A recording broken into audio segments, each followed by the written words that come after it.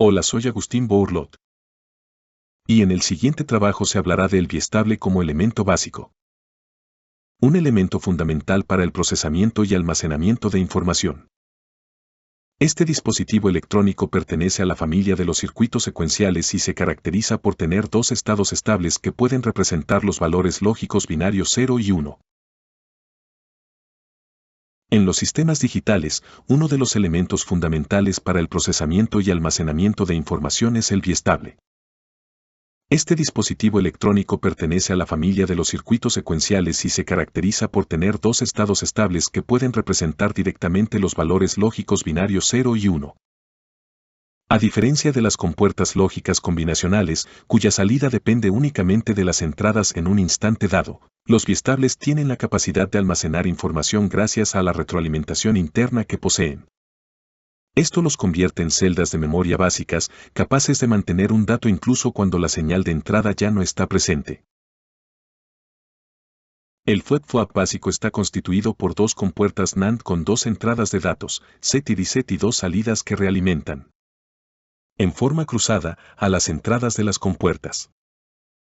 La principal característica de los flip-flops es que sus salidas sean complementarias. En los circuitos secuenciales el tiempo es un factor importante. En los flip-flops hay que diferenciar claramente el valor que tiene la salida antes de que se establezcan las nuevas condiciones en las entradas y el valor que tomará la salida después de que establezcan las nuevas condiciones de las entradas. De la tabla de función del flip-flop SAR-RISAR asincrónico puede obtenerse la ecuación de Q en función de S, R y Q. En la tabla se observa que cuando S igual a 0 y R igual a 1, Q es igual a 1, sin importar el valor de Q. Asimismo, cuando S igual a 1 y R igual a 0, Q es igual a 0, sin importar el valor de Q. De modo que estas dos condiciones de las entradas permiten el ingreso del dato que se quiere almacenar. También, en la tabla se observa que cuando S igual a 1 y R igual a 1, Q es igual a Q. Condición que permite mantener almacenado el último dato que ingresó al FF. Sin embargo, cuando S igual a 0 y R igual a 0, las dos salidas tienen el mismo valor y no son complementarias, razón por la cual esta opción no está permitida, es decir, es una condición prohibida, que debe evitarse para que este flip-flop funcione adecuadamente. En el flip-flop SAR-RISAR asincrónico, puede darse el caso de que señales indeseables ingresen por las entradas SAR-RISAR y generen a la salida información no válida. Para evitar que se almacene información no deseada, se pueden agregar dos compuertas en las entradas del flip-flop SAR-RISAR asincrónico. La función de estas compuertas es controlar el instante en que las señales set-reset estén habilitadas para producir algún efecto en las salidas Q y Q negada. En este caso, el ingreso de los datos está sincronizado con una señal de reloj.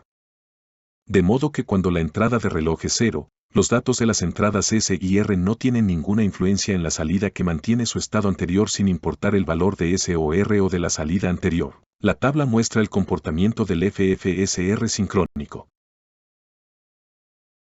Una manera de evitar la condición prohibida o inestable es con el flip-flop tipo de data latch o retenedor de datos.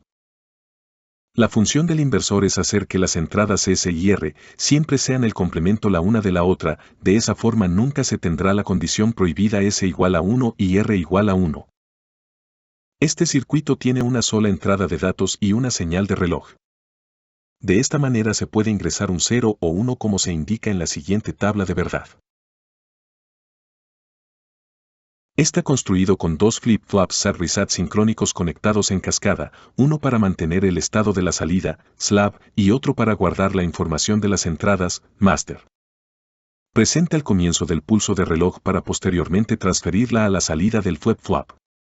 Este cumple la misma tabla de verdad del flip-flop SAR-RISAR sincrónico. El flip-flop T es una versión de una sola entrada del flip-flop JK. Este se obtiene cortocircuitando las entradas J y K. La denominación T proviene de la propiedad del flip-flop para conmutar, es decir, que cambia de estado con cada pulso de reloj. La figura muestra el símbolo lógico y las formas de onda del flip-flop T disparado por transición negativa. Puede verse que la onda de salida Q del tiene una frecuencia que es la mitad de la onda del reloj cuando la entrada es alta. El latch es un tipo de dispositivo de almacenamiento temporal de dos estados, biestable, que se suele agrupar en una categoría diferente a la de los flip-flops. Básicamente, los latches son similares a los flip-flops, ya que son también dispositivos de dos estados que pueden permanecer en cualquiera de sus dos estados gracias a su capacidad de realimentación, lo que consiste en conectar, realimentar, cada una de las salidas a la entrada opuesta. La diferencia principal entre ambos tipos de dispositivos está en el método empleado para cambiar de estado. Un latch es un tipo de dispositivo lógico biestable o multivibrador. Un latch SAR con entrada activa a nivel alto se compone de dos puertas NOR acopladas. Un latch ASOR con entrada activa a nivel bajo está formado por dos puertas NAND conectadas tal como se muestra en la figura. Observe que la salida de cada puerta se conecta a la entrada de la puerta opuesta. Esto origina la realimentación, feedback, regenerativa característica de todos los latches y flip-flops. Para explicar el funcionamiento del latch, vamos a utilizar el latch de puertas NAND. Este latch lo dibujamos, utilizando puertas negativa OR equivalentes, debido a que los niveles bajos de las líneas R y S son las entradas de activación. El latch de la figura tiene dos entradas, R y S, y dos salidas Q y Q negada. Asumimos que las dos entradas y la salida Q están a nivel alto. Dado que la salida Q se realimenta a una entrada de la puerta G2 y que la entrada R está a nivel alto, la salida de G2 tiene que ser un nivel bajo.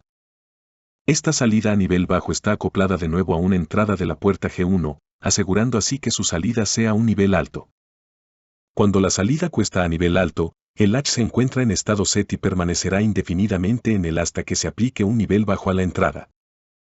Si tenemos un nivel bajo en la entrada R y un nivel alto en S, la salida de la puerta G2 se pone forzosamente a nivel alto. Este nivel alto en la salida Q se realimenta a una de las entradas de G1 y, dado que la entrada S está a nivel alto, la salida de G1 se pone a nivel bajo.